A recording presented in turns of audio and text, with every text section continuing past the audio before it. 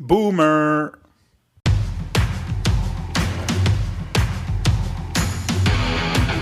Il aime le code.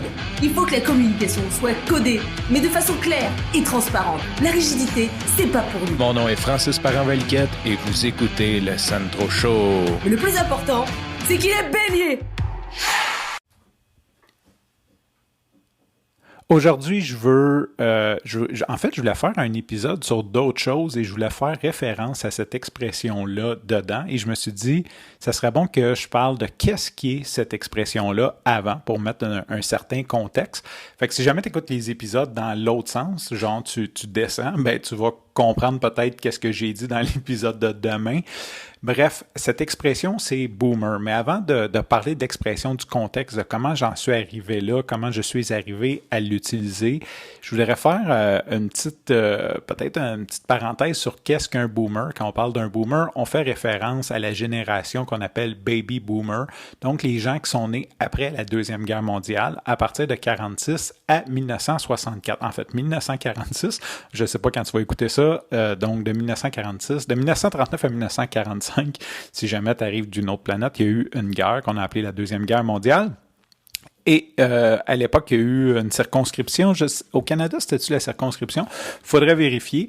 Mais il y a eu beaucoup de jeunes hommes qui ont été obligés d'aller au front, malgré qu'il y avait des familles, malgré... donc, il y a eu beaucoup d'hommes qui sont partis à la guerre, qui ont laissé les femmes seules.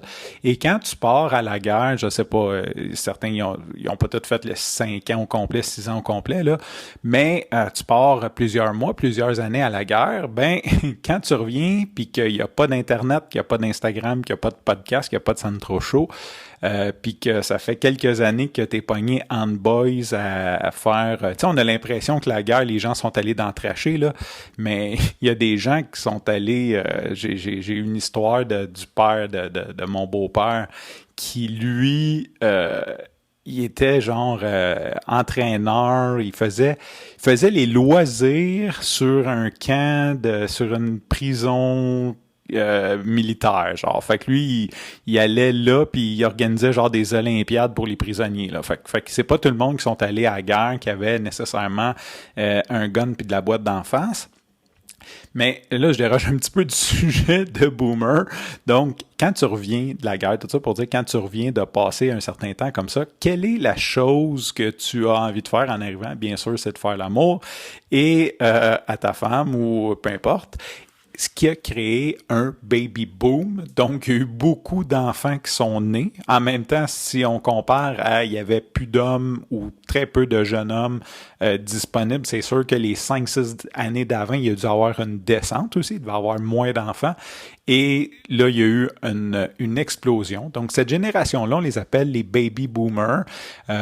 Et généralement, ils ont mauvaise réputation pour plein de raisons. Et là, c'est vraiment du généralisme. On va dire qu'ils sont têtus. On va dire que généralement, sont peut-être pas avancés technologiquement. Ils ont peut-être plus de difficultés. Ils ont plein de traits de caractère qu'on leur attribue, souvent de façon péjorative.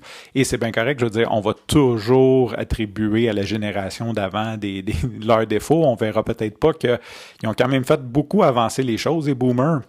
Malgré tout, mais donc cette génération-là qu'on appelle les boomers et au bureau. Et là, je ne sais pas, c'est ça qui est le fun, c'est que moi, je travaille dans une start-up en tech et beaucoup de mes collègues, en fait, quasi-totalité de mes collègues sont plus jeunes que moi. Et ils ont des expressions, puis ça, je trouve ça drôle parce que des fois, il y a des expressions que j'entends en job, puis après, j'entends mes enfants dire, puis là, je fais comme, OK, je suis vraiment rendu vieux, c'est vraiment comme ça, c'est un enfer de jeune, et je suis juste plus de cette gang-là.